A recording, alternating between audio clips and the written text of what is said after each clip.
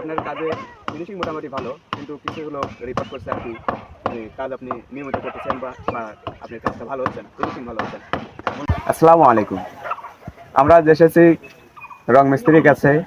আমাদের এলাকার কিছু নৌকা রং কালার করছে, কিভাবে রং করছে আর তার কতদিনের অভিজ্ঞতা এই রং করার, সবকিছু জানবো রং মিস্ত্রির কাছে। চলুন জানা যায়।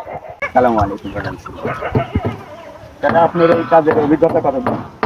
আমার কাজের অভিজ্ঞ 17 থেকে 18 বছর। হচ্ছে 8 বছর। জি। আমাদের এখানে কাজ পেলেন কিভাবে, কার মাধ্যমে? রফিকুল ভাইয়ের মাধ্যমে। এবারে কি প্রথম আপনার, নাকি এর আগেও কাজ করছেন? আগেও কাজ করছি। এর আগেও তার কাজ করছেন। জি। তো মোটামুটি কতটি নৌকা কাজ করছেন? এখানে 5টা নৌকা কাজ করছি। 5টা। জি। আজ কতদিন ধরে কাজ করতেছেন? একটা নৌকা লাগা 6 দিন। একটা শেষ দেওয়ার পরে আরেকটা ধরতেছেন নাকি একবারে সবগুলা? না, একটা শেষ দেওয়ার পরে একটা। সিরিয়াল অনুসারে করতেছেন আর জি। কি।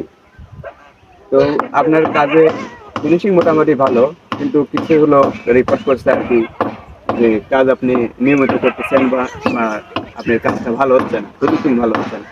এখন হচ্ছে এখানে পানি বাড়তির সময়, এখন সবারই তারা, এই কারণে আমি কাজে একটু সমস্যা আছে, এটা আমিও মেনে নিই।